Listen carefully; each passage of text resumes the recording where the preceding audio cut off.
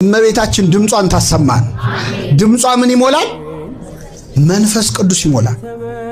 ድምጿን መስማት ብቻ ምን ብላ ይሆን? እንደው እንዴት አመሻችሁ ብላ ይሆን? እንዴት ዋላችሁ ብላ ይሆን? አናቅ። ብቻ ድምጿ መንፈስ ቅዱስ ይሞላል። ኤልሳቤጥ በሰማች ጊዜ መንፈስ ቅዱስ ሞላባት፣ በታላቅ ድምጽ ጮኸች ይላል። አንቺ ከሴቶች ተለይተሽ የተባረክሽ ነሽ፣ የማህፀንሽም ፍሬ ሰው መንፈስ ቅዱስ ሲሞላበት እመቤታችንን እንደሚያመሰግኑ። መንፈስ ቅዱስ ሲሞላበት ከግድግዳ ጋር አይጋጭ። መንፈስ ቅዱስ ሲሞላበት አይንፈራፈርም። መንፈስ ቅዱስ የሞላበት ውዳሴ ማርያም ነው የሚጮኸው። በሉ እስኪ አንቺ ከሴቶች ተለይተሽ ምን ያልሽ ነሽ?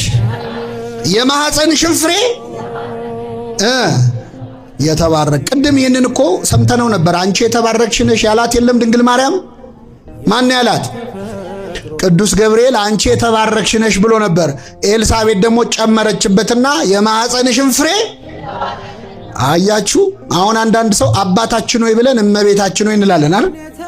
ለምን እመቤታችን ሆይ ትላላችሁ? አባታችን ሆይ በሉ አለ እንጂ እመቤታችን ሆይ በሉ አለ ይላሉ።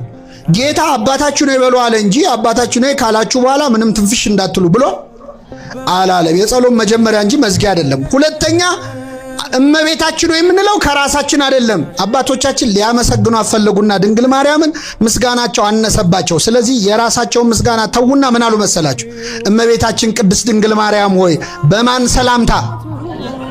በመልአኩ ይቅርብሽኛ አሉ። እግዚአብሔር ልኮት ገብርኤል ባመሰገነች ሰላምታ ምን እንልሻለን? አሁን ይህን ሰላምታ አንተ አልካት አላልካት ድንግል ማርያም የሚጨምርላን ነገር አለ? ኦሬዲ ገብርኤል እኮ ብሏታል። ብትላት ይሻላል። መላእክት ቅዱስ ቅዱስ ሲሉ አይተን አይደል እግዚአብሔርን ቅዱስ ቅዱስ ምንለው? ገብርኤል የተባረክሽ ነሽ ሲል አይተንም እንላለን። በፈቃድ በሰማይ እንደሆነች እንዲሁም መላእክት ያደረጉትን ማመሳሰል የኛ ስራ ነው። ያመሰገኑትን እንደግማለን።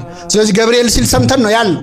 ግን እኔ አሁን እዚህ መሃል አባታችን ሆይ ተብሎ እመቤታችን ሆይ ሲባል ከእግዚአብሔር ጋር የሚጋፋ ለሚመስለው ሰው ኤልሳቤጥ አስተማረች። አንቺ የተባረክሽ ነሽ፣ የማህፀንሽም ፍሬ።